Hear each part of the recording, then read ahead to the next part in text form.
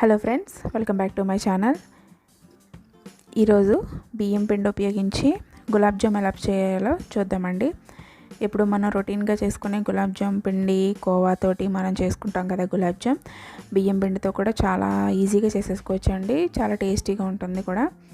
ఓకేనా, దానికి కావాల్సిన పదార్థాలు చాలా సింపుల్ అండి. బియ్యం పిండి 1 కప్పు, పంచదార, మిగతా అన్ని గులాబ్ జామ్ పాకానికి సరిపడగా తీసుకుంటే సరిపోతుంది. ఓకేనండి. ఇప్పుడు ముందుగా ఒక ప్యాన్ పెట్టుకొని అందులో ఒక 4 టేబుల్ స్పూన్స్ నేను గీ వేసుకుంటున్నాను. మనం ముందుగా ఫ్రై చేసుకుందాం. బియ్యం రవ్వ వేసుకొని ఫ్రై చేసుకుందాం. ముందుగా మనం 1 కప్పు బియ్యం రవ్వ నేను వేసుకొని ఫ్రై చేసుకుంటున్నానండి. కొంచెం పచ్చివాసన పోయేంత వరకు ఫ్రై చేసుకోవాలి.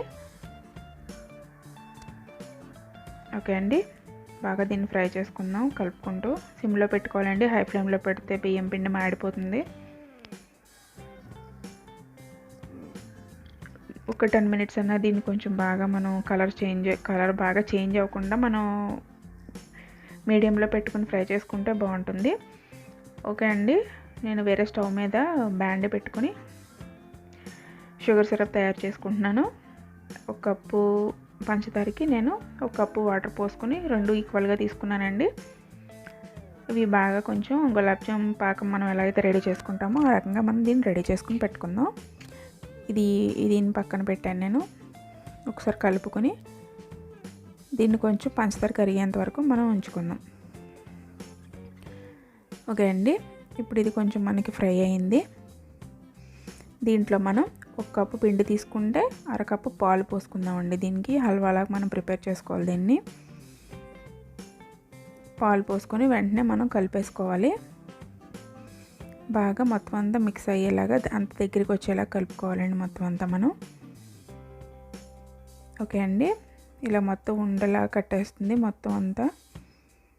1 కప్పుకి 1/2 కప్ పాలు అయితే మనకు సరిపోతాయి. ఓకే అండి, ఇక్కడ షుగర్ సిరప్ కూడా ఒకసారి కలుపుకొని చూసుకుందాం. ఓకే ఫ్రెండ్స్, ఇది ఓకే అండి. ఇది కొంచెం మనం ఒక గిన్నెలోకి తీసుకొని దీన్ని కూల్ అవనిద్దాం కాసేపు. ఓకే అండి, గిన్నెలోకి తీసుకుని కొంచెం చల్లారింది. ఇప్పుడు కొంచెం నెయ్యి రాసుకొని చేతికి దీన్ని ఉండలు చుట్టుకుందాం. దీన్ని అంతా కూడా మనం ఒక ముద్దలాగా ప్రిపేర్ చేసుకొని రెడీ చేసుకుందాం. ఓకే అండి, మన షుగర్ సిరప్ రెడీ అయిపోయింది. అందులో కొంచెం యాలకులు, ఇలాచీ పౌడర్ కూడా వేసుకుని మూత పెట్టుకొని పక్కన పెట్టేసుకుందాం దీన్ని. ఓకే ఫ్రెండ్స్, ఇప్పుడు మనం ఇందాక కలుపుకున్నాం కదండి, ఈ పిండిని మనం గులాబ్ జామున్స్ లాగా చిన్న చిన్న బాల్స్ షేప్లో మనం రెడీ చేసేసుకుందాం. దీన్ని గులాబ్ జామ్ మనకి ఏ సైజు కావాలో ఆ సైజులో రెడీ చేసి పెట్టేసుకుందాం. ఓకే అండి,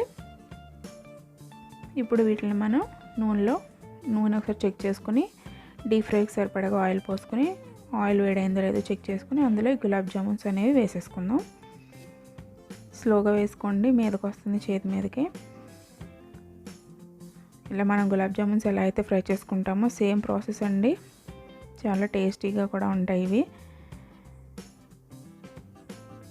అంతే అండి, చాలా ఈజీగా మనం ప్రిపేర్ చేసేసుకోవచ్చు.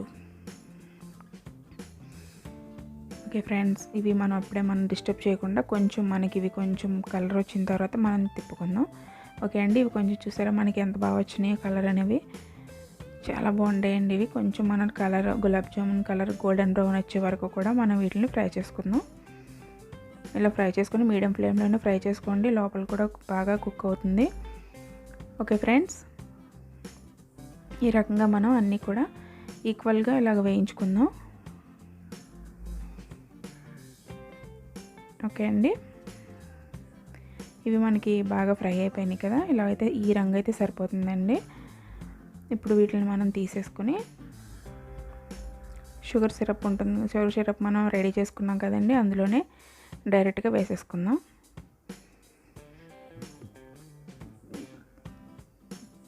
ఓకే ఫ్రెండ్స్, ఇవన్నీ కూడా మనం ఇందులో వేసేసుకుందాం.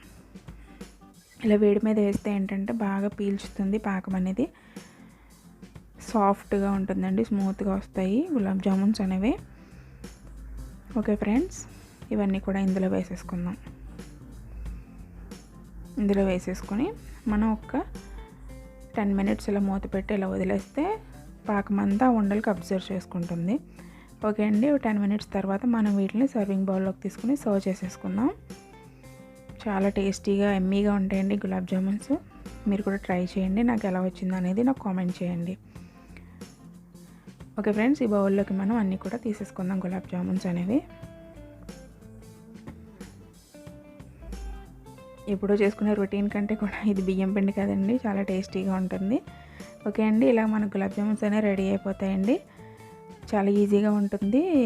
మన ఇంట్లో ఎప్పుడు బియ్యం పిండి ఎప్పుడు ఉంటూనే ఉంటుంది కదండి, దాంతో మనం ప్రిపేర్ చేసేసుకోవచ్చు. సింపుల్ ప్రాసెసే కాబట్టి ఈజీగా కూడా అయిపోతుంది. చాలా టేస్టీగా ఉంటాయి. ఓకేనా ఫ్రెండ్స్, ఈ వీడియో కనుక మీకు నచ్చినట్లయితే లైక్ చేసి మీ ఫ్రెండ్స్ అండ్ ఫ్యామిలీకి షేర్ చేసి నా ఛానల్ని సబ్స్క్రైబ్ చేసుకొని పక్కనే ఉన్న బెల్ సింబల్ని క్లిక్ చేయండి. నెక్స్ట్ వీడియోలో మళ్ళీ మనం కలుసుకుందాం. ఓకేనా ఫ్రెండ్స్, బాయ్.